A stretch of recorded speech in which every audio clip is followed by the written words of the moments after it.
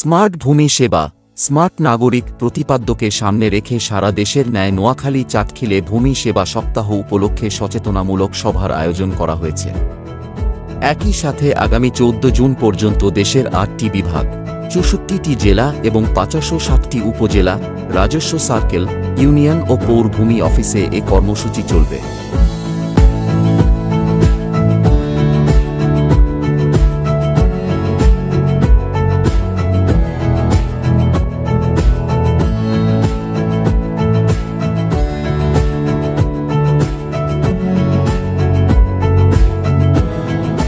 উক্ত সভায় প্রধান অতিথি হিসেবে উপস্থিত ছিলেন উপজেলা নির্বাহী অফিসার শেখ এহসান উদ্দিন।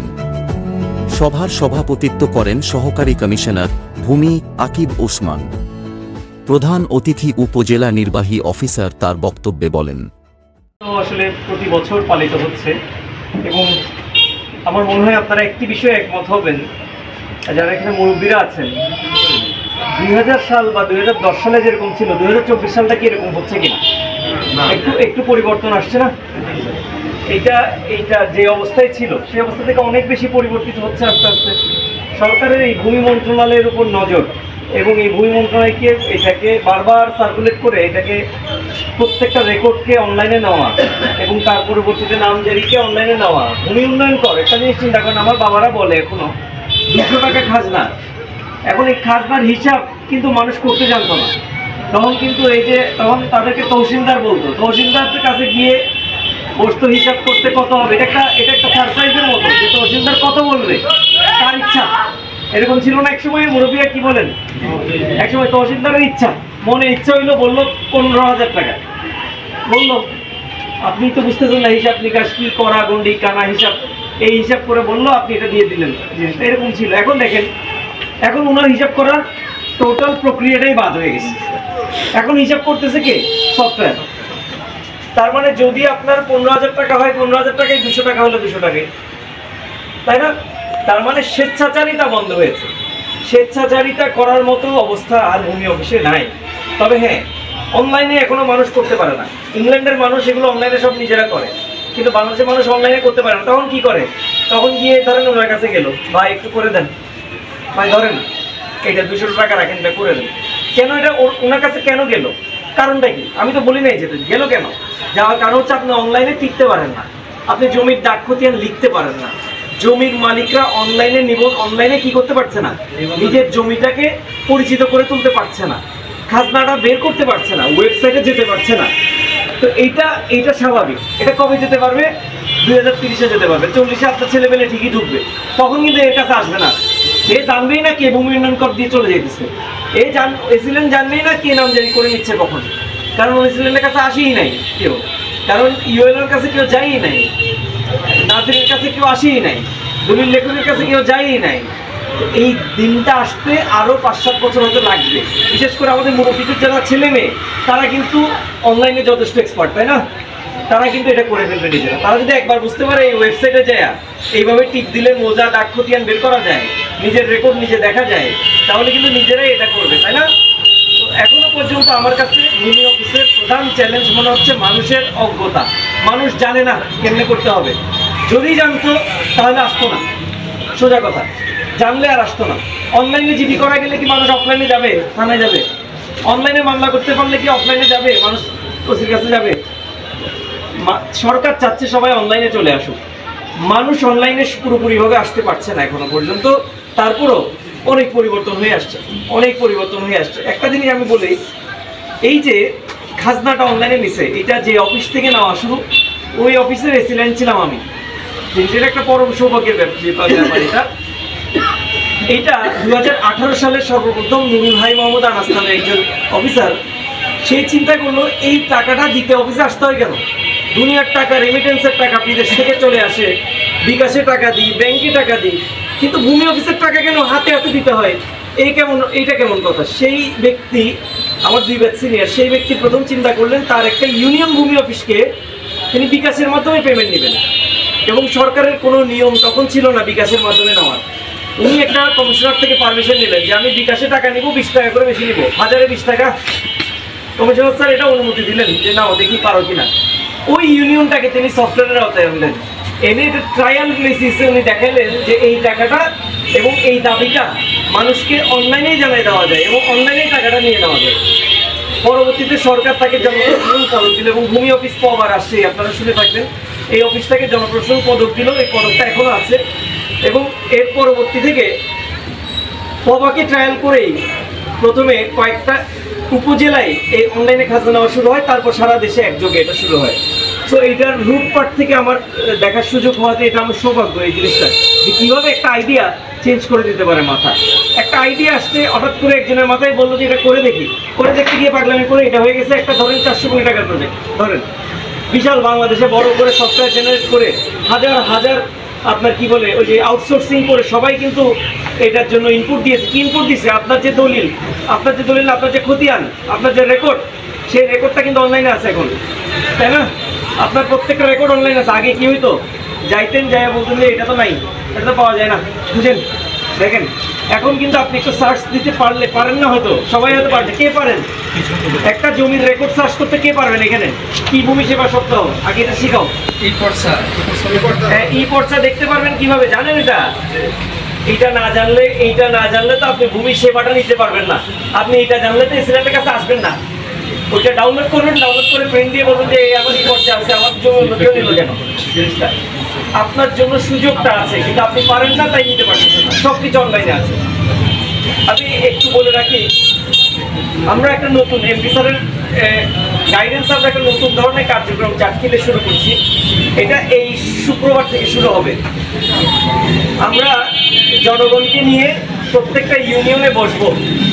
এমপি স্যার থাকবে, ওসি থাকবে, ইউনো থাকবে, এসিলেন্ট থাকবে, সকল অফিসার থাকবে। জনগণ তাদের সমস্ত সমস্যা বা সমস্ত অভিযোগ অন দ্য স্পট দিবে এবং অন দ্য স্পট সলভ হবে।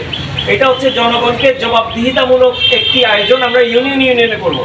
এটা এমপি স্যারের একটা পুরোপুরি একটা প্ল্যান, এবং উনি এটা, আমি বলেছি আমরা সমস্ত অফিসার কোঅপারেট করবো এটাতে। তাহলে হবে কি, সব অফিস চলে যাবে ইউনিয়নে।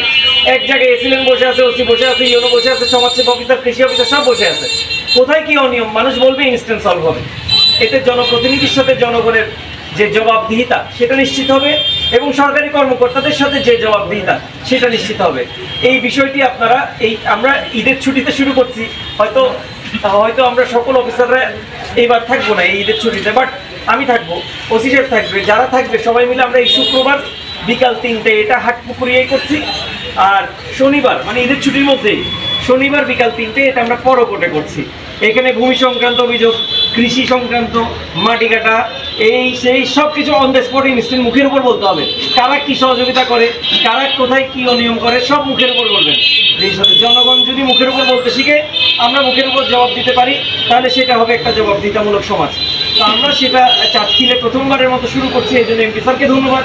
এবং আমার ধারণা এটা যদি আমরা করতে পারি, তাহলে মানুষ একটা স্পেস পাবে যে বলার মতো জায়গা। হয়তো কৃষি অফিসারের নামে কৃষি অফিসারকে বলা যায় না, এসিলেন্টের নামে কি বলা যাবে? এসিলেন্টকে এসে বলা যায়? খুব কঠিন। কেন বলবে? মানুষ তো বলতে পারে না। যখন দেখবে একসাথে সবাই বসে আছে, মানুষটা সাহস পাবে, বলে দিবে যে গেছি, পারি নাই। আজকে ভূমি সেবা সপ্তাহ, কেউ একটা অভিযোগ দিতে পারছেন না, অথচ অভিযোগ থাকবে। এটা খুবই ন্যাচারাল, কারণ সেবা ভিত্তিক যে কোনো অফিসে একটা অভিযোগ না থাকলে এটা অফিস, তার মানে অফিসে কোনো কাজ হচ্ছে না।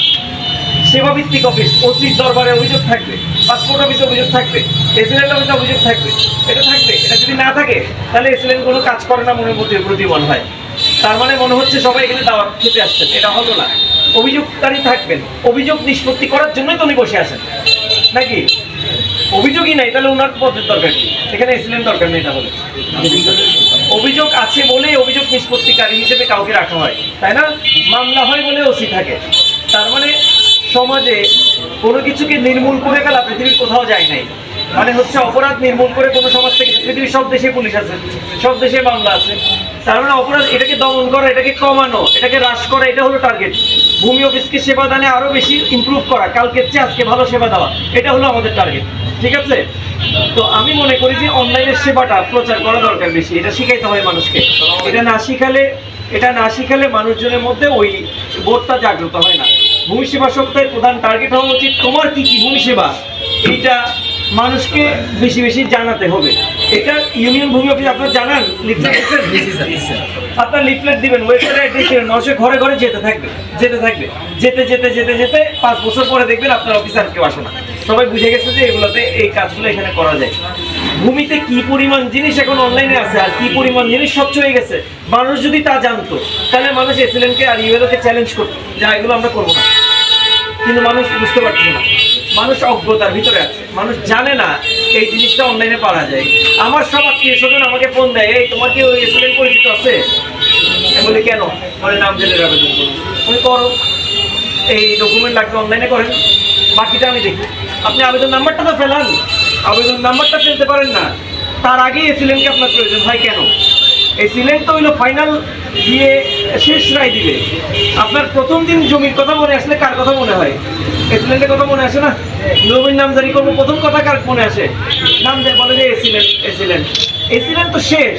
এসএলএনের কাছে আপনি জমির আবেদন করছেন, এসএলএনকে আবেদনটা করে দেখেন না, ওদের নিষ্পত্তি করতেই হবে, হয় প্লাস দিতে হবে নাহলে মাইনাস, মানে হয় মঞ্জুর নাহলে না মঞ্জুর, কিছু একটা করতেই হবে তাকে। আপনি ওকে দিচ্ছেনই তো না, আপনি না দিয়ে এসএলএনকে আগে খুঁজতেছেন, এসএলএনকে খুঁজতে খুঁজতে আগে যাচ্ছেন ধরেন নাজিরের কাছে, এসএলএনকে খুঁজতে খুঁজতে আগে যাচ্ছেন ধরেন দলিল লেখকের কাছে। এই যে এসএলএনকে খোঁজা, এটা বন্ধ করে দিতে হবে। এসএলএনকে খোঁজাই লাগবে না, অনলাইনে আবেদন করতে হবে, এটা শিখতে হবে, এটা জানতে হবে, এটা শিখে তারপর আগাইতে হবে জিনিসটা। তারপর দেখবেন এসএলএনকে আপনার খোঁজা লাগবে না, এসএলএন আপনারা খুঁজে বেরোচ্ছে যে হ্যালো আপনি একটা নাম ধরে আবেদন করছেন, ডকুমেন্টও দেন নাই, নিয়ে আসেন। কারণ ও নিষ্পত্তি করার, ভূমি মন্ত্রণালয় ওরা যেই চাপটা দিয়েছে নিষ্পত্তি করার, ওইটা নিষ্পত্তি না করে বেরোতে পারবে না। এটাও কি নিষ্পত্তি করতে হবে 28 দিনে। কতদিনে করতে হবে? এটা 28 দিনে নিষ্পত্তি করতে হবে। কেউ 3 দিনে পাইতে পারে, 7 দিনে পেতে পারে, 14 দিনে পেতে পারে, তবে 28 দিনে পরে যাবে না। 28 দিনে পরে ওকে নামঞ্জুর করতে হবে, কারণ দেখাতে হবে কেন নামঞ্জুর হয়েছে। তার মানে হলো এসএলএনকে খোঁজা বাদ দিয়া, এসএলএনের নাজিরকে খোঁজা বাদ দিয়া, দলিল লেখককে খোঁজা বাদ দিয়া আগে শেখার চেষ্টা করেন সরকার কি নিয়মে আবেদন করতে বলছে। এটা আবেদন একবার শিখে ফেললে পুরো উপজেলাবাসী আর এসএলএনকে খুঁজবে না, এসএলএন গিয়ে উপজেলাবাসীকে খুঁজবে যে আপনারা আবেদন করছেন, কি কাজে করছেন, আসেন এখানে 2-1টা ডকুমেন্ট শর্ট আছে। শর্ট থাকলেও বাদ দিতে পারবে না সহজে, ওকে জানাইতে হবে যে এখানে কি কি দেয় নেই, ক্লিয়ার জিনিসটা। তার মানে হলো আমাদের ভূমি সেবার প্রধান আসলে প্রতিবদ্ধতা আসলে হওয়া উচিত এটা মানুষকে বেশি বেশি জানানো। যতগুলো লিফলেট আপনারা ছাপিয়েছেন ততগুলো মানুষের বাসায় যেন এগুলো যায় সেটা নিশ্চিত করতে হবে। এগুলো শুধু অফিসে ফেলে রাখবেন না, এগুলো দিয়েছেনই না, এগুলো মানুষের বাসায় বাসায় ঢুকতে হবে, তাহলে হবে না। এটা দরকার হলে হকারদেরকে দিয়ে দাও, পেপারের ভিতর দিয়ে দিক জিনিসটা। যদি তুমি দিতে না পারে এত মানুষ তো তুমি পাবা না তোমার অফিসে, তুমি এটা হকারদেরকে ডাকো, হকারদেরকে ডেকে বলো যে পত্রিকার ভিতর দিয়ে দেন, এটা ওরা পত্রিকা দিয়ে দিয়ে মানুষের বাসায় পাঠিয়ে দিক। তারা পত্রিকা তো পড়ে না, 4-3 মাস পত্রিকা কম পড়ে না, অনলাইন বেসিস চলে গেছে। যেভাবে হোক এগুলো মানুষের বাড়ি বাড়ি পৌঁছানোর ব্যবস্থা করা। আর তাছাড়া ভূমি অফিস নিয়ে গত 2 মাসে আমার যে অভিজ্ঞতা ইউনো হিসেবে, নর্মালি মানুষ যে কোনো কারো বিরুদ্ধে অভিযোগ আসলে এটা ইউনোর কাছে যায়, এটা নর্মাল মানুষের মধ্যে, এটা খুবই নর্মাল একটা ট্রেন্ড। কৃষি অফিসে, অ্যাকাউন্টস অফিসে পেনশন পাচ্ছে না, কৃষি অফিসে বীজ পাচ্ছে না, অঙ্ক অফিসে প্রণোদনা পাচ্ছে না, এক্সিলেন্ট অফিসে কিছু হলে সবার আগে চলে যায় ইউনোর কাছে। এসে মানুষ মনে করে যে এই জায়গায় গিয়ে একটু বলি, এটা বড় আস্থার জায়গা। এই জায়গায় অনাস্থা হইলে আসলে পুরো উপজেলা ভেঙে পড়ে, এটা অ্যাডমিনিস্ট্রেটিভ ভাবে আমাকে এটা দেখতে হয়। তো আমি বহু অভিযোগ পাইছি, তার 90% মাটি কাটা। যদি মাটি কাটার এসিলেন্টকে না ধরি তাহলে এসিলেন্টের বিরুদ্ধে আর তেমন কোনো ভূমি সংক্রান্ত অভিযোগ আমার কাছে আসে নাই। মাটি কাটার যে বিষয়টা, যেহেতু ভূমি অফিসে আসছে একটু বলে যায়, মাটি কাটে কারা, কোন অঞ্চলের মানুষ মাটি কাটে, যারা কাটে তারা কোন অঞ্চলের অধিবাসী, তারা কারা, তারা কি কুমিল্লার মানুষ না, কোথাকার মানুষ, তারা চাটখিলের মানুষ কিনা। সভায় উপস্থিত ছিলেন ভূমি অফিসে আগত বিভিন্ন সেবাগ্রহীতা, ইউনিয়ন ভূমি সহকারী কর্মকর্তাবৃন্দ, উপজেলা দলিল লেখক সমিতির সভাপতি ও সাবেক কাউন্সিলর মোহাম্মদ মমিনুল ইসলাম দুলাল, দলিল লেখক সমিতির সাধারণ সম্পাদক স্বপন পাটোয়ারি, সাংবাদিক আনিস আহমদ হানিফ, মোহাম্মদ আমান উল্লাহ, শাহ আলম সেলিম সহ অন্যান্য গণ্যমান্য ব্যক্তিবর্গ। অনুষ্ঠান শেষে প্রধান অতিথি উপজেলা নির্বাহী কর্মকর্তা শেখ এহসান উদ্দিন ও সহকারী কমিশনার ভূমি আকিব ওসমান ভূমি অফিস চত্বরে ভূমি সেবা সপ্তাহ উপলক্ষে বৃক্ষরোপণ করেন।